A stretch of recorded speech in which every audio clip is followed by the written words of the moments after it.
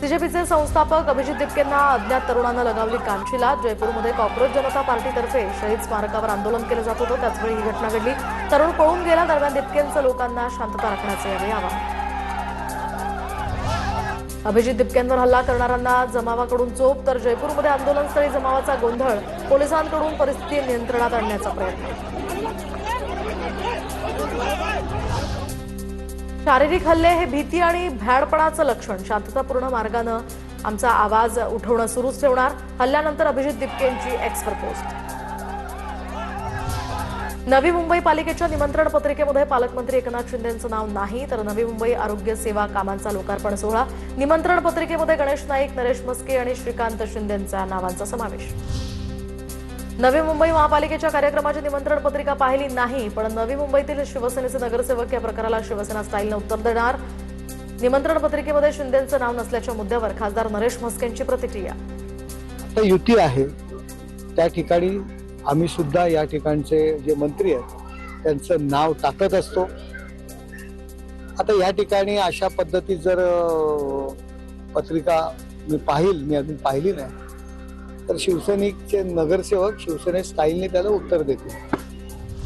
नवी मुंबई पालिकेच्या निमंत्रण पत्रिकेमध्ये उपमुख्यमंत्री शिंदेंचं नाव नाही। शिंदेंचं नाव नसल्यानं कार्यक्रमस्थळी शिंदेंची शिवसेना आक्रमक।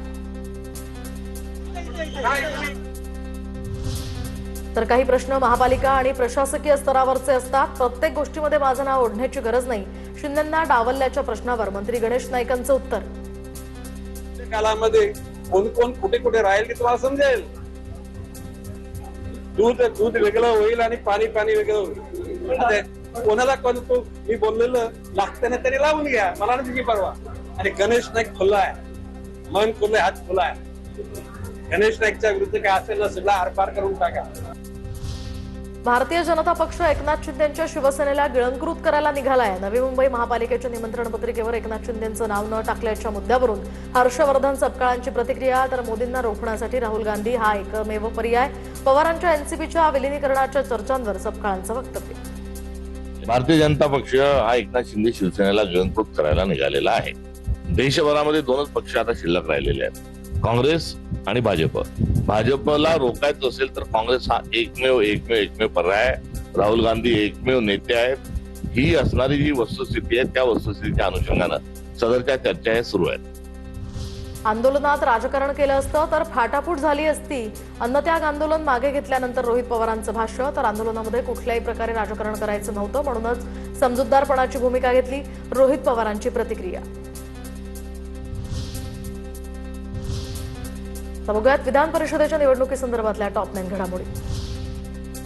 यशोमती ठाकूर थोरातांना विधान परिषद लढवण्याच्या सूचना होत्या। काँग्रेसच्या वरिष्ठ नेत्याची टीव्ही 9 मराठीला माहिती। पटोले वडेट्टीवारांना जवळच्यांना आता लढवण्याच्याही सूचना होत्या, सूत्रांची माहिती। सातारा सांगली विधान परिषदेमध्ये महायुतीत वाद कायम। तर नगरपालिका आणि जिल्हा परिषद निवडणुकीवेळी भाजपनं आम्हाला प्रतिसाद दिला नाही, त्यामुळे आताच्या परिस्थितीला सामोरं जा। मंत्री शंभूराज देसाईंचा भाजपला इशारा। साताऱ्यामध्ये भाजपचे नगरसेवक, जिल्हा परिषद सदस्य आणि पंचायत समिती सभापती सहलीला निघाले। सांगली सातारा विधान परिषद निवडणुकीच्या पार्श्वभूमीवर नगरसेवक सहलीला, तर सर्व भाजपचे सदस्य अज्ञातस्थळी रवाना। सातारा सांगली विधान परिषदेच्या जागेवरून महायुतीमध्ये एकमत। मुख्यमंत्री फडणवीस, एकनाथ शिंदे आणि तटकरेंची चर्चा। तर स्थानिक नेत्यांना एकत्रित काम करण्याच्या सूचना देणार, सूत्रांची माहिती। नाशिक विधान परिषद निवडणुकीमध्ये भाजपची या ठिकाणी व्हीपची चाल। भाजपच्या मतदारांना शहराध्यक्ष सुनील केदार यांच्याकडून व्हीप जारी। व्हीप बजावल्यानंतर भाजप मतदारांची ठाण्यामध्ये सहल जाणार। शिंदेंच्या शिवसेनेनंतर भाजपची ही सहल रणनीती। भंडाऱ्यामधील भाजपचे सर्व मतदार अज्ञातस्थळी रवाना।